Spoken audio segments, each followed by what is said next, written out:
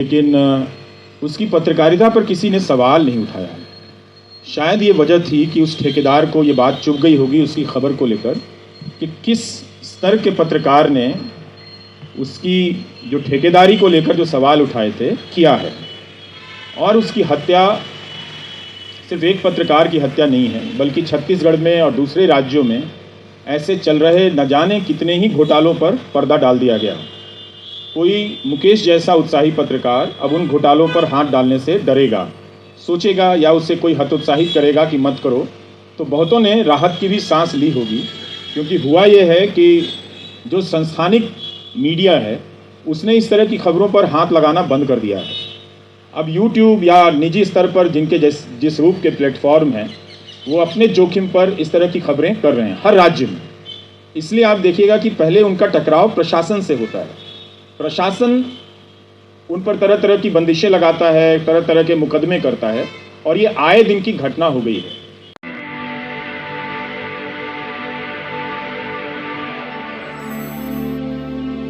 आप सब जमा हुए हैं इस दोपहर, सबका अपना अपना काम है, और मुकेश चंद्राकर की हत्या सिर्फ कई साल लग जाते हैं एक पत्रकार को पत्रकार बनने में। एक दिन में वो नहीं बनता है। कितना उसके भीतर कहानी कहने, कहानी को समझने, घोटाले को उजागर करने के जो अनुभव होते हैं वो धीरे धीरे बनते हैं, धीरे धीरे उसका कौशल आता है, तब वो जाकर पारंगत होता है और बड़े घोटालों को एक्सपोज करना शुरू करता है। तो सिर्फ मुकेश चंद्राकर की हत्या नहीं हुई है, उस कौशल की भी हत्या हुई है। और यहाँ एक तस्वीर है जहाँ वो पत्रकारों की सुरक्षा से जुड़े सवाल को लेकर आंदोलन में सबसे आगे चल रहा है। बैनर के भी आगे मुट्ठी ताने चल रहा है। तो पत्रकारिता के लिए लड़ने वाले एक नौजवान पत्रकार की भी हत्या कर दी गई है। ये देखना सुखद रहा कि छत्तीसगढ़ के सभी पत्रकार मुकेश चंद्राकर को काफ़ी निकटता से जानते हैं, उसके काम के बारे में, काम को लेकर उससे परिचित हैं। मेरे ही फेसबुक पर कई सारे पत्रकारों ने मुकेश की पुरानी रिपोर्ट को साझा किया, जिससे पता चल रहा था कि उसका काम उस राज्य में कम से कम नोटिस में है। दिल्ली के पत्रकारों से उसका रिश्ता ज़रूर रहा होगा, लेकिन उसकी पत्रकारिता पर किसी ने सवाल नहीं उठाया। शायद ये वजह थी कि उस ठेकेदार को ये बात चुभ गई होगी उसकी खबर को लेकर कि किस स्तर के पत्रकार ने उसकी जो ठेकेदारी को लेकर जो सवाल उठाए थे किया है। और उसकी हत्या सिर्फ एक पत्रकार की हत्या नहीं है, बल्कि छत्तीसगढ़ में और दूसरे राज्यों में ऐसे चल रहे न जाने कितने ही घोटालों पर पर्दा डाल दिया गया। कोई मुकेश जैसा उत्साही पत्रकार अब उन घोटालों पर हाथ डालने से डरेगा, सोचेगा या उसे कोई हतोत्साहित करेगा कि मत करो, तो बहुतों ने राहत की भी सांस ली होगी। क्योंकि हुआ ये है कि जो संस्थानिक मीडिया है उसने इस तरह की खबरों पर हाथ लगाना बंद कर दिया है। अब यूट्यूब या निजी स्तर पर जिनके जिस रूप के प्लेटफॉर्म हैं वो अपने जोखिम पर इस तरह की खबरें कर रहे हैं हर राज्य में। इसलिए आप देखिएगा कि पहले उनका टकराव प्रशासन से होता है। प्रशासन उन पर तरह तरह की बंदिशें लगाता है, तरह तरह के मुकदमे करता है, और ये आए दिन की घटना हो गई है। Editors guild, press club, IWPC, ये 3 संस्थाएं हैं जो बहुत सजगता के साथ और त्वरित गति से अपनी प्रतिक्रिया जाहिर करती हैं। लेकिन इसके बाद भी जो प्रशासन का मन बढ़ा है कि पत्रकारों को किसी तरह कुचल देने का, क्योंकि उसे पता है कि अब इनकी सुरक्षा हटा ली गई है, अब इनके पास कोई सुरक्षा कवच है नहीं, तो उसका दमन करना उस अफसर के लिए भी बहुत ज़्यादा आसान हो गया है। तो ये एक सिस्टम ने भी संकेत कर दिया है कि अब हम पत्रकार को किसी भी प्रकार का अपना सहयोगी मानकर नहीं चलते इस लोकतंत्र की यात्रा में। तो कहीं भी दिल्ली में जैसे उर्मिलेश जी कह रहे थे कि हटाए जा रहे हैं, और छोटे जगहों पर मुकदमों में फंसाए जा रहे हैं और मारे जा रहे हैं। हम लोग आवाज़ उठाते हैं, मगर वो आवाज़ कुछ दिनों के बाद दम तोड़ देती है, पहुंचती नहीं। तब तक कोई और पत्रकार उस लाइन में शिकार होने के लिए खड़ा मिलता है, किसी और नाम से, किसी और जगह पर। लेकिन हम फिर भी यहाँ से बहुत कुछ कर सकते हैं, यही कि उसके परिवार की आर्थिक मदद के लिए हम अपनी तरफ से व्यवस्था कर सकते हैं। जिन संस्थानों से जुड़ा रहा है उन संस्थानों को press club of India, editors guild of India की तरफ से पत्र भेजा जा सकता है कि आप भी मुकेश के परिवार को कुछ आर्थिक मदद दीजिए, और इस तरह के कोष से उसके परिवार को आर्थिक मदद दी जा सकती है, बहुत सीमित ही है ये भी मदद, लेकिन फिर भी कोई तरीका निकालना चाहिए कि उसके परिवार को थोड़ी राहत पहुँचे। जो आजीविका पर भी हमला किया गया, उसका पूरा परिवार उस संकट में चला गया है। तो हम सब एक तरह से एक लाचार दौर में हैं, लेकिन अभी भी हम अपने अपने छोटी छोटी कोशिशों से एक दूसरे के लिए पुल बन सकते हैं, एक दूसरे के लिए रास्ता बन सकते हैं, हाथ पकड़ सकते हैं। बीजापुर के पत्रकारों ने कितनी त्वरित गति से मुकेश की हत्या के विरोध में वहाँ बंद का आयोजन किया, प्रदर्शन किया। ये बड़ी बात है कि उस ज़िले में भी पत्रकारों ने मुकेश को लेकर एकजुटता दिखाई है। पता चलता है कि उसने अपने काम के ज़रिए कितना कुछ कमाया होगा, और उस ठेकेदार ने उसके साथ साथ पूरे उस ज़िले के पत्रकारों का मनोबल तोड़ा है।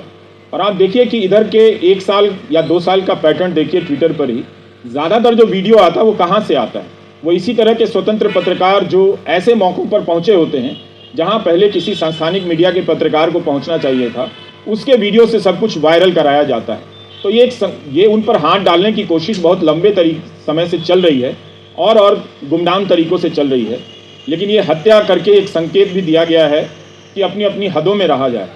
लेकिन हम सब का ये काम है कि हम सबका मनोबल बढ़ाएं, कि ज़रूर अपनी सुरक्षा की चिंता करें, उसे लेकर सतर्क रहें, मगर इसका असर अपने आप पर ना पड़ने दें। जितना हो सकता है आप कीजिए, अपनी समझदारी से कीजिए, अपने भीतर एकजुटता बनाइए, ताकि प्रशासन या प्रशासन से जुड़े ये लोग ठेकेदार किस्म के जिस तरह से दबाव बना रहे हैं, खरीद ले रहे हैं। कितना दुखद था, दैनिक भास्कर में उस ठेकेदार के बारे में पूरा एक लंबा चौड़ा विज्ञापन परिशिष्ट छपा है, जैसे प्रेरणा लेने के लिए वही बचा हुआ है। बहुत सारे और भी अच्छे लोग उस ज़िले में काम करते होंगे, लेकिन एक पूरा पन्ना छपा था, और इसके बजाय वो अखबार अगर पूरा पन्ना उस पत्रकार के काम पर ही छाप देता तो भी पता चलता कि हाँ, आप अपनी आर्थिक मजबूरी के साथ साथ पत्रकारिता को भी एक संतुलित कर रहे हैं। मगर वो भी तो नहीं देखा, सिंगल कॉलम का पहले पन्ने पर दिखी और बाद में कहीं और पीछे छपी हुई नज़र आई। तो हम लोग सबको ही मिलकर बात करते रहें, इसे आगे बढ़ाते रहें, कुछ ऐसी व्यवस्था हो जाए कि हम करें। ये बहुत दुखद है, पर इसी के बीच अच्छा लगा कि प्रेस क्लब ऑफ इंडिया ने श्रद्धांजलि सभा बुलाई और एक तरह से छत्तीसगढ़ को भी ये संदेश भेजा है कि हम सब आपके साथ हैं। हमारे बीच में जितने लोग हैं उन्हीं इलाकों से आए हुए लोग हैं, वो कोई दिल्ली में ही अवतरित नहीं हुए हैं, अलग अलग जगहों से आए हैं। तुम्हें भी पता है कि छोटे ज़िलों में पत्रकारों की क्या हालत है। लेकिन ये मसला कोई व्यक्तिगत पत्रकार का नहीं है, ये मसला था कि सरकार की संस्थाओं के ज़रिए और मीडिया की अपनी जो बड़े मीडिया घराने हैं उनकी संस्थाओं के ज़रिए इसको ठीक करने का। मगर उन दोनों ही स्तर पर इनका दोहन किया गया, इनके साथ इनका लगातार शोषण किया गया है। पर कुछ काम करना चाहिए कि और पता करना चाहिए कि हम क्या कर सकते हैं। हमारे पास बहुत आसान काम है कि हम उन्हीं स्ट्रिंगर से पता कर सकते हैं कि आपको पूरे दिन भर के वीडियो का कितना पैसा दिया जाता है, और वो लिस्ट यहाँ पर इसी प्रेस कॉन्फ्रेंस में लगा दें, ताकि उनके चैनल के पत्रकार संपादक जब कभी आएँ तो यहाँ पर पढ़ लें कि जो ज़िले के पत्रकार जिसके लिए हम आज जमा हुए हैं उनके साथ क्या हो रहा है। ये सवाल कोई आज नहीं उठा है, 10 साल से 20 साल से उठाया जा रहा है इन सवालों को।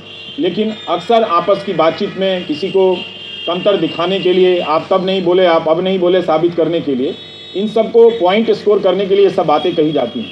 लेकिन इन बातों को अभी भी संस्थानिक रूप दिया जा सकता है, एक ठोस तरीके से हम कर सकते हैं, जिससे पता चले कि हमारा शोषण किस तरह से हो रहा है, काम के घंटे क्या हैं, उन्हें मिलने वाला जो पारिश्रमिक है वो क्या है, कितना है, क्या उससे उनका काम चलता है। ज़िलों के पत्रकारों के बारे में press club of India Mukesh की हत्या की पृष्ठभूमि में कम से कम यही एक टीम बना ले, जो अलग अलग राज्यों में भले ना जा सके तो किसी और तरीके से ऑनलाइन के ज़रिए इस तरह की सूचनाओं का संग्रह करके एक रिपोर्ट अगर पहले प्रकाशित हुई है तो फिर नए अपडेट के साथ भी प्रकाशित की जा सकती है। तो हम कुछ अपनी तरफ से कर सकते हैं, कुछ सरकारों से भी मांग कर सकते हैं कि मुकेश के परिवार के भरण पोषण के लिए एक समुचित राशि दी जाए, जिससे उसके परिवार का भरण पोषण हो सके। और कोई सदस्य नौकरी के लायक है तो ज़िला स्तर पर ही उसके परिवार के किसी सदस्य को नौकरी दी जाए। ये छत्तीसगढ़ सरकार से भी हमारी मांग है। Press club of India, IWPC editors guild को भी ये मांग दोहरानी चाहिए। उन्होंने ज़रूर उचित मंच पर ये मांग रखी ही होगी। आप सबका बहुत बहुत शुक्रिया, नमस्कार। और आशुतोष जी ने तो मुकेश के साथ वो काफ़ी रिपोर्ट भी किए। वहाँ पर वो इंडियन एक्सप्रेस के जब जर्नलिस्ट के तौर पे काम कर रहे थे, उस दरमियान उन्होंने उनको काम करते हुए देखा। उन्होंने अपने संस्मरणों को, अपनी स्मृतियों को भी उन्होंने पेश किया। और सचमुच मैंने तो मेहताब ने तो कहा कि सीरीज़, लेकिन मैंने बहुत कम लिखा है बस्तर पे। लेकिन मैं बस्तर गया हूँ और मैंने देखा है कि कितना कठिन है वहाँ पर जीना। तो फिर पत्रकारिता करना कितना कठिन होगा इसकी कल्पना तो आप सब पत्रकार कर सकते हैं। जहाँ जीना ही कठिन है किसी भी सामान्य व्यक्ति का, किसी भी आम आदमी का, वहाँ पर पत्रकारिता करना कितना चुनौतीपूर्ण है, ये वाकई इसका एहसास किया जा सकता है अगर हम इसको सोचें। लेकिन कई बार देखते हैं कि हम जो दिल्ली में रहते हैं या मुंबई में रहते हैं जर्नलिस्ट, वो इस बात का एहसास नहीं करते कि जो ग्रास रूट माने जो ज़मीनी स्तर पर जर्नलिज्म कर रहे हैं उनके सामने क्या मुसीबतें हैं, क्या कठिनाइयाँ हैं। हम उनको दोयम दर्जे या तीसरी श्रेणी या चौथी श्रेणी का पत्रकार समझते हैं। ये बहुत गलत फहमियाँ हमारे पास हैं, क्योंकि हम अगर देखते हैं कि जो हेलीकॉप्टर पे चढ़ के दूर दराज के इलाकों में पत्रकारिता करने वाले टेलीविज़न के पत्रकार हैं, बड़े बड़े नेताओं, बड़े बड़े मंत्रियों और बड़े प्रधानमंत्रियों और तमाम बड़े ओहदेदारों के साथ गलबहियाँ करते हुए मीठी मीठी अच्छी अच्छी बातें करने वाले लोग हैं, उनको हम समझते हैं कि ये बहुत बड़े पत्रकार हैं। लेकिन असल कहानी तो वो पत्रकार लिखते हैं जो जीवन को जी रहे हैं, कठिनाइयों में जी रहे हैं और साथ में साथ समाज और जीवन के बारे में लिख भी रहे हैं। मुझे लगता है मुकेश चंद्राकर इसी तरह के एक बहुत ही महत्वपूर्ण पत्रकार थे। और दूसरी बात दोस्तों, यह भी कई बार गलतफहमी होती है कि जो ज़मीनी स्तर पर लिख रहे हैं और जो राजधानी में काम कर रहे हैं, बड़े महानगरों में काम कर रहे हैं, दोनों बिल्कुल अलग अलग दुनिया के लोग हैं। ऐसा बिल्कुल नहीं है। आप देखिए महानगरों में भी जो पत्रकार बड़े ओहदेदारों से गलबहियाँ नहीं कर रहे हैं, उनके साथ क्या बीत रही है। उनकी वेबसाइटें बंद कर दी जा रही हैं, उनके यूट्यूब चैनल को कंट्रोल किया जा रहा है, शैडो बैन लग जा रहे हैं और कई बार बहुत साधारण सी सच्ची कहानियाँ लिखने पर उनको देशद्रोही तक साबित करने की कोशिश की जा रही है। तो महानगरों की चुनौतियाँ पत्रकारिता की अलग हैं और जो ज़मीनी स्तर पर ग्रामीण क्षेत्रों में, आदिवासी क्षेत्रों में काम करने वाले लोग हैं, उनकी चुनौतियाँ अलग ढंग की हैं। बहुत कठिन वो चुनौतियाँ हैं, इसमें कोई दो राय नहीं है। लेकिन आप ये नहीं कह सकते कि जो शहरों में, महानगरों में हैं, उनके सामने कुछ भी नहीं है, वो बड़ा सहज जीवन जी रहे हैं। ऐसा नहीं है। लोगों को नौकरियां छोड़नी पड़ रही हैं, लोगों को नौकरियों से बाहर कर दिया जा रहा है। जर्नलिज्म के लिए वे लोग भी तरस रहे हैं जो मेन स्ट्रीम चैनलों में और मेन स्ट्रीम अखबारों में काम करते हैं। मैं कई ऐसे नौजवानों से मिलता हूं और जो आहिस्ते आकर बोलते हैं कि सर आप लोगों का दौर तो अलग था, हम लोग तो चाहते भी हैं जर्नलिज्म करना, लेकिन हम जर्नलिज्म नहीं कर पा रहे हैं। अब उनकी ज़िंदगी है, उनके बाल बच्चे हैं, परिवार है, जीना है, वो करें तो करें क्या। तो जर्नलिज्म को मार डाला गया है, चाहे महानगरों में देखिए, चाहे नीचे की जो निचले स्तर की ज़मीन है वहाँ देखिए, हर जगह जर्नलिज्म को मारा जा रहा है, पत्रकारों को मारा जा रहा है और पत्रकारिता को भी मारा जा रहा है। ये अजीब हमारे समय का एक ऐसा सच है जिससे हम इनकार नहीं कर सकते। लेकिन दूसरी एक चर्चा मुकेश जी के कॉन्टेक्स्ट में ज़रूर मैं कहूँगा कि मुझे लगता है मेहताब ने कहा, मैं कई ऐसे पत्रकारों से मिला सुकमा में, दंतेवाड़ा में, जगदलपुर में और सुकमा से भी इंटीरियर इलाकों में, जो जर्नलिस्ट थे लेकिन जो खेती करा रहे थे, जो जानवर पाल करके और जीवन जी रहे थे, जो घास फूस की झोपड़ी बनाने की कला जिनके पास थी और उसी तरह का काम करने में वो लगे रहते थे। इस तरह के अनेक लोगों, आपने संतोष का नाम लिया, संतोष को हिरासत में लिए, गिरफ्तार किया गया था और मैंने उनसे पूछा, कौशल जानते हैं, जिनके पास समझ है, जिनके पास तरफदारी है, समझदारी है, दोनों तरह की चीज़ें हैं, आप उनके लिए क्या करेंगे। तो मुझे लगता है दोस्तों कि सच यह है कि लोकतंत्र चूंकि हमारा मर रहा है तो मीडिया भी मर रहा है। जहां भी लोकतंत्र मरेगा मीडिया जिंदा नहीं रहेगा और ये हकीकत, ये असलियत भारत की है। अब इसको आप कैसे देखते हैं और इसका क्या काट है, मुझे लगता है इसकी काट हमारे पत्रकारों के पास नहीं है, पत्रकारिता के पास नहीं है, इसकी काट समाज के पास है, जनता के पास है, आवाम के साथ है। इसलिए मुकेश चंद्राकर को मैं निजी तौर पे नहीं जानता था, लेकिन ऐसे हर पत्रकार को जानता हूं। अब जैसे आप देखिए झारखंड में एक पत्रकार है, वो रुपेश कुमार को न जाने कितने महीनों से गिरफ्तार करके जेल में रखा गया है। अब उसके ऊपर आरोप है कि वो उग्रवादियों से जुड़ा हुआ है।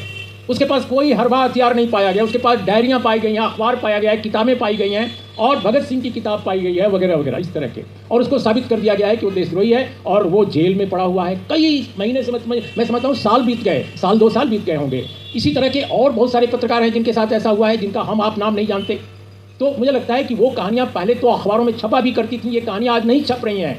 कौन छापेगा ये कहानियाँ? जो ये कहानियाँ छापेगा उसकी नौकरी चली जाएगी, उसको बंद कर दिया जाएगा, उसका छापना।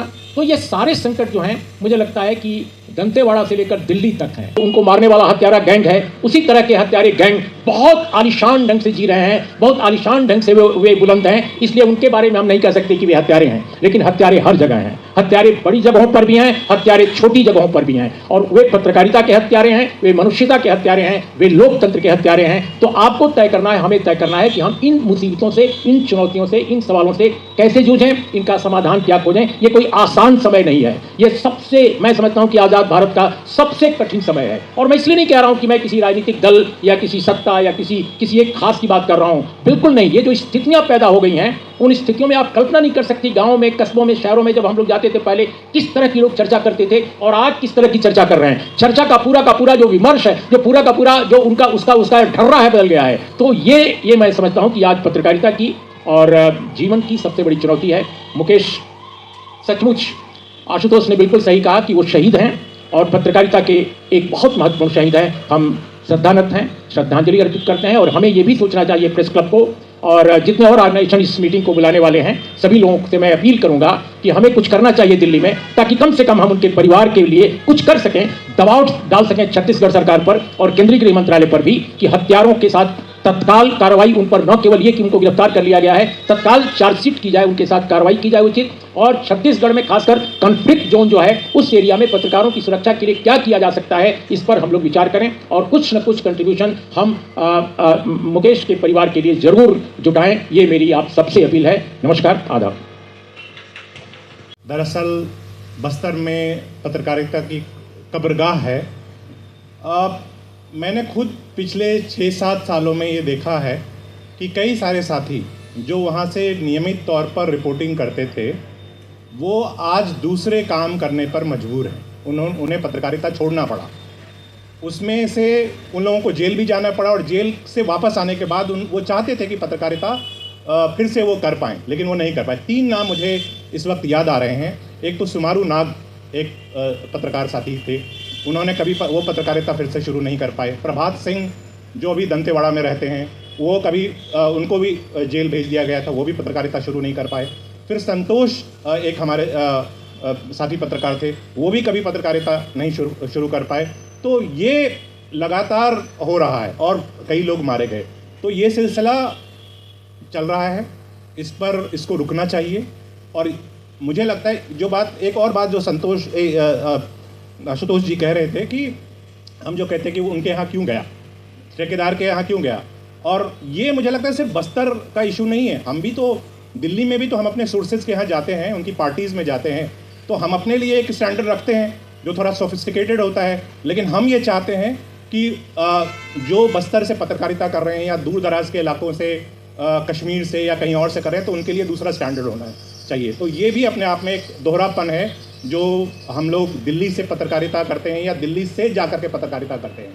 अब मैं गुजारिश करूंगा उर्मिलेश जी से, हमारे एक साथी हैं, पहले मानवाधिकार कार्यकर्ता के तौर पर खुद भी बस्तर कोई 10-15 साल से आता है कि बस्तर से रिपोर्टिंग करना और फिर वहाँ रहना एक बहुत ही मुश्किल काम है। और जैसा कि आप जानते होंगे कि मुकेश की जो हत्या है, ये पहली हत्या नहीं है, और मैं शायद ये भी कहना चाहूँगा कि ये आखिरी हत्या नहीं है। अगर इसको लेकर के अगर मुकेश को न्याय नहीं मिला तो ये सिलसिला जारी रह सकता है, और इसीलिए बहुत ज़रूरी है कि मुकेश को न्याय मिले। और जिन लोगों ने मुकेश की हत्या सिर्फ एक, आप ये कह सकते हैं, नमूना है, क्योंकि उसकी जो भी हमारे साथ अभी भी काम कर रहा है, वो करते रहेंगे भी। आज मैं इस उन्होंने जो बोला उसके साथ एक ही जोड़ना चाहता हूँ कि वो एनडीटीवी के लिए भी काम करते थे एज ए स्टिंगर और फ्रीलांसर। उसका लास्ट प्रोग्राम एनडीटीवी में ही था, एक कवरेज। तो हमारा मैनेजिंग कमेटी का मेंबर है अदिति, जो एनडीटीवी में काम करते हैं, वो सारे उनका साथी वहाँ का जो के साथ काम किया, उस साथी ने उनके बारे में क्या कहा, उसका भी यहाँ पे एक वीडियो रिकॉर्डिंग है 10-15 मिनट का। वो हम सिर्फ एक शोक सभा करेंगे, इसी में हमको लिमिटेड नहीं होना चाहिए। इसके बारे में सब मिल के हमें सोचना चाहिए आगे हम कैसे बढ़ेंगे, कैसे सरकार को जो अकाउंटेबिलिटी पत्रकार की जो धारा है उसका भी होता हुई है, इसके लिए हमें कुछ करना पड़ेगा, वो हम सोच रहे हैं। साथ साथ ये भी बता दूं कि हम प्रेस क्लब की तरफ से कुछ ही महीने ठीक चुनाव का पहले एक सारे प्रेस क्लब और मीडिया ऑर्गेनाइजेशन को बुला के एक मीटिंग किया था, जिस मीटिंग में हमने एक ड्राफ्ट मीडिया पॉलिसी उसमें प्रकाश किया था, सबको राय लेने के बाद उसको फाइनल करेंगे। उसके अंदर एक हमारा है कैसे पत्रकार को सुरक्षा दिया जाना चाहिए, उसमें सरकार और मीडिया हाउस उसका रोल क्या होना चाहिए। तो हम चाहेंगे, ये हमारा वेबसाइट में है, हम लोगों ने ट्विटर अकाउंट में, जर्नलिज्म मीडिया एक चौथा स्तंभ है लोकतंत्र का, फॉर्मली तो नहीं है लेकिन मानते हैं हम लोग। तो इसलिए अगर इसका इस देश में मीडिया सुरक्षा नहीं होगा, बाकी विश्व का उदाहरण आप सबको पता है कि जहाँ जहाँ हो रहा है कोई लोकतंत्र उसको नहीं कहा जा रहा है, जिस तरह का मीडिया के ऊपर हमला होता है। तो भारत में मीडिया के ऊपर हमला के बाद कैसे हम कहेंगे कि यह मदर ऑफ डेमोक्रेसी है। इसलिए शर्म की बात है, भारत का मीडिया का जो जिसको कहा जाता है मीडिया, हम लोग और भी नीचे जाएंगे। इसी से रोकना है। बहुत सारे पत्रकार का निधन हुआ है, मैं तो इसलिए जिक्र करूंगा, जब याद आ रहा है हमने यहाँ भी सभा किया था, गौरी लंकेश का जब हत्या हुई थी, आज तक उसको न्याय विचार नहीं मिला है। तो ये पत्रकार का हत्या होने के बाद कुछ सरकार कदम उठा रहा है, कुछ लोग को गिरफ्तार कर रहा है, पर उसी से ही काफ़ी नहीं है। आगे ऐसे घटना ना हो, इस तरह का कदम कैसे रखा जाए। हम चाहते हैं कि सरकार सबके साथ मिल के बैठ के सारे स्टेक होल्डर जो है, मैं नहीं कह रहा कि सिर्फ प्रेस क्लब ऑफ इंडिया, बाकी मीडिया ऑर्गेनाइजेशन सबके साथ मिल के एक कंसेंसस बनाइए। पॉलिटिकल पार्टी भी इसको पहल करना चाहिए। हमने कुछ पॉलिटिकल पार्टीज को हमारा डॉक्यूमेंट दिया है। इसलिए हम चाहते हैं कि आज का दिन सिर्फ शोक में नहीं है, उनका जीवन तो हम याद करेंगे, कैसे वो रहा था, कैसे पत्रकारिता किया है, लेकिन साथ साथ आगे क्या करना है इस बारे में आज ही हम लोगों को सबको सोचना पड़ेगा। बहुत बहुत धन्यवाद। आगे का सभा परिचालना करने के लिए मैं महताब जी को अनुरोध करूंगा, आप इसको आगे बढ़ाइए। यहाँ नहीं होना चाहिए था, ये शाम यहाँ होने की नहीं थी। कम से कम मुझे तो यहाँ नहीं होना चाहिए था, अपने साथी को याद करते हुए। आप लोगों ने बहुत संभव है काफ़ी कुछ आपको पता होगा मुकेश के बारे में, तो मैं उसे फिर से कुछ दोहराता हूँ कि बताऊँ कि जिस व्यक्ति को हमने खो दिया है, जिस साथी को, जिस सहकर्मी को हमने खोया है, वो आखिर कौन था और क्या कर रहा था। मुकेश का जन्म बीजापुर ज़िले के बासागुड़ा गांव में हुआ था। बासागुड़ा अगर आपको पता हो तो एक समय वो नक्सलियों का बहुत बीहड़ इलाका हुआ करता था, और बासागुड़ा वो जगह है जहां 2012 की जून में जहां सिक्योरिटी फोर्सेस के एक एनकाउंटर में 17 निर्दोष आदिवासी मारे गए थे, और वो ऐसे ही वहाँ उस जगह पैदा हुए थे। और जब उनका जन्म था वो नक्सलियों के आगमन के बस्तर में आगामी वर्ष थे जब मुकेश का वहाँ जन्म हुआ था। 21-22 के आसपास बस्तर के कई सारे स्थानीय पत्रकारों को लगा कि यूट्यूब ने उन्हें वह माध्यम दे दिया है जिसके जरिए वे रायपुर और दिल्ली के आकाओं को एकदम बाईपास करके अपने दर्शक के साथ सीधा संवाद कर सकते हैं। यहाँ से मुकेश की पत्रकारिता की एक सेकंड जर्नी, या कहें तो एक सेकंड इनिंग शुरू होती है, जहाँ से वे कहीं अधिक चर्चित हो जाते हैं। उनका चेहरा हम में से कई लोग जानने पहचानने लगते हैं। ये उनका ये दूसरी इनिंग है। इस दूसरी इनिंग में उनके साथ लेकिन कई सारी समस्याएं भी जुड़ जाती हैं, क्योंकि जितने वो चर्चित होते जाते हैं उतना ही उन पर स्थानीय पुलिस प्रशासन इत्यादि का दबाव आ जाता है। मैं आपको उदाहरण देना चाहूँगा। 2024 अगस्त में, यानी पिछले साल, मैंने मुकेश और एक और पत्रकार है बस्तर के जिनका नाम है राजा राठौड़, उनसे मैंने अपने यहाँ दवायर हिंदी में मैंने खबर कमीशन करवाई थी। वो खबर उन्होंने करी। खबर थी कि बस्तर के 4 पत्रकारों को पुलिस ने जेल में डाल दिया था ड्रग्स के आरोप में, और उन लोगों ने, दोनों पत्रकारों ने, मुकेश और राजा ने इस्टेब्लिश किया था कि किस तरह से पूरा एविडेंस, ये पूरा का पूरा प्लांट किया गया है, पुलिस ने फंसाया गया है। तो जब हमने खबर करी, अगले दिन मुकेश का डरते हुए मेरे पास फ़ोन आता है कि दादा कुछ होगा तो नहीं ना। मैं, क्या हुआ? उन्होंने बताया कि पुलिस अधिकारी ने, छत्तीसगढ़ के वरिष्ठ पुलिस अधिकारी ने उन्हें मैसेज भेजा है जिसकी टोन स्वाभाविक रूप से डिसअप्रूविंग टोन थी। मुकेश ने मुझे वो स्क्रीनशॉट भेजा जो आज भी मेरे पास है। तो ये दैनिक स्तर पर वो व्यक्ति ऐसी धमकियां झेल रहा था। तो जो पिछले हफ्ते हम उन लोगों पर पूरा भार डाल देंगे। समस्या ये है कि हमने मुकेश पर, राजा पर, रानू तिवारी पर, गणेश पर हमने पूरा भार डाल दिया है। पूरी उस इलाके की, केरल से बड़े जगह की, भूगोल की पूरी जर्नलिज्म सिर्फ 5 या 6 लोग मिलकर कर रहे हैं, जबकि वो देश के तमाम बर्निंग इश्यूज को लेकर वो बस्तर जी रहा है। ये जिम्मेदारी पिछले 2008 से और 2016 तक मैंने एक्टिवली बस्तर में स्टोरीज पे कई रिपोर्टर्स के साथ काम किया है, और जो मेरा एक्सपीरियंस है बस्तर का, वो भारत में और हिस्सों में भी मैंने काम किया है। वहाँ पे काम करना और बस्तर में काम करना बिल्कुल डिफरेंट है। और जो 2008 का जो मेरा पहला असाइनमेंट था, वो उस समय अभी जो सुकमा ज़िला बन गया है, उसमें वो दंतेवाड़ा का पार्ट था। और वहाँ पे एक गांव में एक सिंगाराम करके एक गांव था जहाँ पे 19 लोगों को मार दिया था, और उसमें ये जो वायलेंस था वो बिल्कुल अपने पीक पे था 2009 में। उस समय उस घटना को कवर करने के लिए हमें 2 दिन तक उस गांव में पहुंचने के लिए 2 दिन तक चलना पड़ा था। 2 दिन चल के हम उस गांव में पहुंचे और उस समय सलवा जुड़ूम रक्षा कानून की मांग की। ये इस बैनर के ये मैं उसी दिन की पिक्चर है और उस समय ही वो जोश के साथ वो और उसके जो उसके सोशल मीडिया प्लेटफॉर्म्स से मैं बताता था कि हाँ मतलब काम बहुत बढ़िया चल रहा है और वाकई में बहुत बढ़िया काम कर रहा था। मैं 2021 का 21-22 जवान मारे गए थे सीआरपीएफ के, और वो वीडियो अगर आप देखोगे ना तो अगर वही काम यहाँ का जर्नलिस्ट कर दे तो शायद वो दुनिया का सबसे बड़ा अवार्ड लेके आ जाएगा। लाशें पड़ी हुई थी जंगल में और ये लोग जिसमें मुकेश और उसके 2-3 साथी और थे उस जंगल के बीच से जा रहे हैं और लाशें पड़ी हुई थी। ऊपर से 24 घंटे हो चुके थे, सीआरपीएफ के हेलीकॉप्टर से ऊपर से घूम रहे थे, उनकी हिम्मत नहीं हो रही थी नीचे उतर के आए और ये लोग फील्ड में काम कर रहे थे। तो लोग हैं हम लोग। अगर हर व्यक्ति आज वादा करते हैं हम 150 रुपया दें तो 3 लाख रुपया इकट्ठा हो जाएगा। मैं समझता हूँ ये हमें आज हम सबको वादा करना चाहिए। मैं खुद मुकेश जी को पहचानता नहीं था। आज महेश कुमार जो भी कल उनका देहांत हो गए, वो मेरा सहकर्मी थे न्यूज़ क्लिक में। जो कहा गया 2-3 बात मैं दोबारा कहना चाहता हूँ। मैं जैसे व्यक्ति, हम लोग अपने आप को कहते हैं पैराशूट जर्नलिस्ट। मैं भी बस्तर में गया, मैं रायपुर से सीधा बस्तर, दांतेवाड़ा, बीजापुर, कांकेर घूम के आया। और जैसे हमको बोलते सुरक्षित रहो, किनसे मिलो, पहले एसपी साहब से एक बार मिल लो, उनका इंटरव्यू कर लो, डीएम साहब से मिल लो एक बार, पहले बार। और मैं भी वहाँ गए थे और वहाँ का सांसद से भी मिल लो एक बार।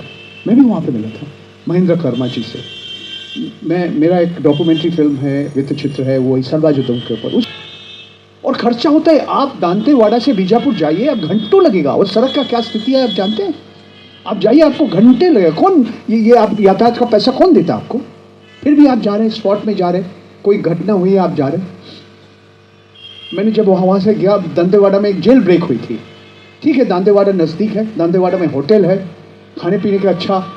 मगर वही होटल के अंदर भी वो लोग बोला कि हाँ भाई, पुलिस वालों पूछ रहे थे आपका नाम क्या है, कहाँ से आए हैं, किस लोग के लिए काम कर रहे हैं। तो जिस तरह से एक तरह से निगरानी कहेंगे या स्पाइंग कहेंगे या सर्वेलेंस कहेंगे, आज नहीं, बहुत साल से चल रहे हैं। और ये जो सरकार, सिर्फ ये सरकार नहीं, आज भारतीय जनता पार्टी का सरकार है, छत्तीसगढ़ में इससे पहले कांग्रेस का सरकार थे, केंद्र में आज बीजेपी की सरकार है, इससे पहले मनमोहन सिंह का सरकार है। मनमोहन सिंह ने कहा था India's biggest internal security threat, मैंने भारतवर्ष के सब था, रिपोर्ट करके लाता था और उसको हम लोग 3 मिनट में चलाते थे। उसका जब पैकेज चलता था तो बहुत खुश होता था कि कम से कम रीजनल टीवी पे हमारा चल रहा है। आप बस्तर जंक्शन पर आज उसकी वीडियोस देख रहे हैं, रिपोर्टिंग देख रहे हैं। जब उसने ईटीवी छोड़ा, उसके बाद उसने अपना ये जो है बस्तर जंक्शन चालू किया। उसके पहले उसकी तमाम खबरें थी, मतलब भ्रष्टाचार से लेकर के नक्सलियों के बीच जा करके या नक्सल हिंसा जब होती थी, सबसे पहले वो घटनास्थल पहुँचता था। वहाँ से वो वीडियो फुटेज जो है, उसकी कोशिश होती थी कि सबसे पहले हम अपने चैनल, जिस चैनल वो काम कर रहा है, ईटीवी के लिए काम कर रहा था, वहाँ वो पहुँचा और वो करता था, दिन रात उसके लिए वो लगा रहता था। उसके जैसे रायपुर प्रेस क्लब का, और इस घटनाक्रम के बारे में जो अभी बस्तर बीजापुर में घटी है और हमारे पत्रकार साथी की हत्या हुई है, और उस घटना के संबंध में मुझे जानकारी 2 जनवरी की शाम को हुई थी मुकेश के भाई के जरिए है उसकी, वो हमको मिल जाए। और इसके लिए लगातार जो है एसपी, आईजी और गृह मंत्री से लगातार अगर आपको लगता है कि हमारा काम बहुजन समाज के लिए महत्वपूर्ण है, तो आप हमें आर्थिक सहयोग के लिए सीन दिखाए गए QR कोड स्कैन और फोन पे और गूगल पे और UPI और बैंक अकाउंट में कर सकते हैं।